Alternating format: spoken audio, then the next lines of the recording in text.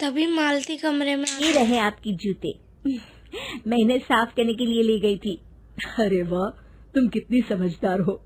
मेरे बिना कुछ कहे ही सारे काम कर देती हो। तभी मालती रवि से झिझकते हुए कहती है, सुनिए जी, आपसे एक बात कहूँ, बुरा तो नहीं मानेंगे ना? अरे नहीं नहीं, बेफिक्र होकर कहो। शादी से पहले मैं अपने मायके में नौकरी करती थी। मैं चाहती हूँ कि अब मैं फिर से नौकरी करना शुरू कर दूं। वैसे भी सारा दिन घर में बोर हो जाती हूँ। देखो मालती, तुम्हारे नौकरी करने से मुझे कोई ऐतराज नहीं है, लेकिन तुम्हें एक बात बता दूं, हमारे खानदान में आज तक कभी किसी औरत ने नौकरी नहीं की। फिर भी एक बार तुम माँ से पूछ कर देखो, अगर वो तुम्हें नौकरी करने की इजाजत दे देती है तो अच्छी बात है। तभी रमेश वहाँ से चला जाता है।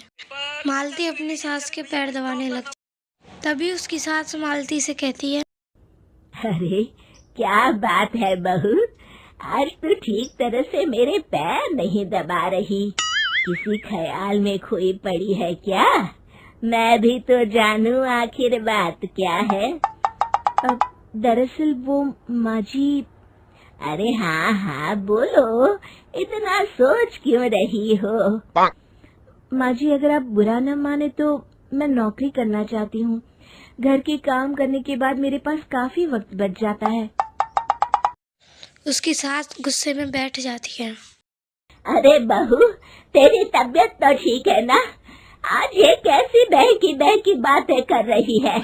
भला हमारे खानदान में आज तक कभी किसी औरत ने नौकरी की है जो तू नौकरी करने की बात कर रही है, हैं? अरे बहू, तू क्या रिश्तेदारी में हमारी नाक कटाना चाहती है? जितना जल्दी हो सके अपने दिमाग से नौकरी का भूत उतार दे, और अब जा, जल्दी से रसोई में जा, खाना बनाने का वक्त हो रहा है। मालती अपना मन मारकर रसोई में चली जाती है। अगले दिन। नमस्ते माँ जी, कैसी हैं आप? अरे आओ आओ दिवाकर बेटा, बैठो, मैं तुम्हारे लिए चाय मंगाती हूँ। बहू, जरा एक कप चाय तो लेती आना। दिवाकर उसकी माँ के आगे फाइल खोल देता है। ये देखिए माँ जी, ये है पिछले महीने का हिसाब और ये रहे मुनाफे के रुपए। एक बार हिसाब देख लीजिए और इन कागजों पर अपने दस्तखत कर दीजिए। अरे दिवाकर बेटा, मैंने भला आज तक कभी तेरा हिसाब देखा है जो अब देखूंगी? ला बता, कहाँ दस्तखत करूं? तभी मालती वहाँ चाय लेकर आ जाती है। उसने देखा कि तभी उसकी सास बिना पढ़े कागजों पर साइन कर रही होती है। ये देखकर उसकी बहू हैरान हो जाती है। अच्छा माँ जी, अब मैं चलता हूँ, फैक्ट्री में बहुत काम है। फिर दिवाकर वहाँ से चला जाता है। कुछ दिनों बाद मालती बाजार से सामान खरीद रही होती है। तभी उसे एक बूढ़ा आदमी आवाज देता है, अरे मालती बेटी, कैसी हो? मुझे पहचाना? मैं तुम्हारी कंपनी में मुनीम का काम करता हूँ। हाँ चाचा जी, मैं आपको बिल्कुल पहचानती हूँ। कहिए, कैसे हैं आप? मैं तो ठीक हूँ, कंपनी में कुछ भी ठीक नहीं चल रहा, यहाँ तक कि हमें ठीक वक्त पर तनख्वाह भी नहीं मिलती। ये आप क्या कह रहे हैं?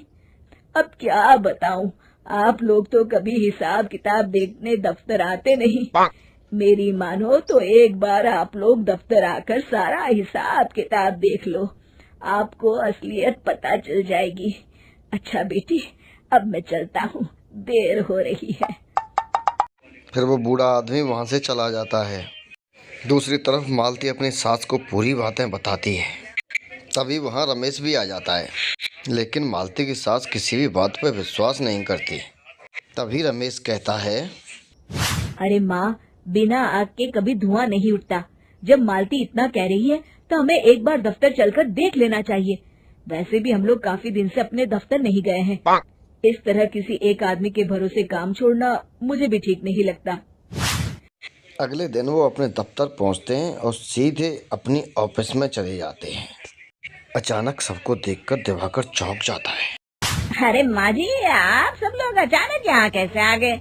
अगर कुछ काम था तो मुझे एक फोन कर दिया होता, मैं आपके घर आ जाता। तभी मालती की सास कहती है, अरे दिवाकर बेटा, आज मैं हिसाब देखने दफ्तर आई हूँ। जरा मुझे पिछले 6 महीनों का हिसाब दिखाना तो बेटा। दिवाकर तभी दिवाकर अपनी फाइल को डरते हुए उसको उठा के देता है। उसकी सास उस फाइल को उसकी बहू को दे देती है। बहू जब देखती है तो अचानक से बोलती है, मुनीम चाचा बिल्कुल सही कह रहे थे।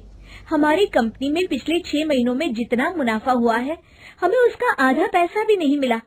यूँ समझ लीजिए कि 1 रुपये में सिर्फ चवन्नी ही हमारे हाथों में आई है।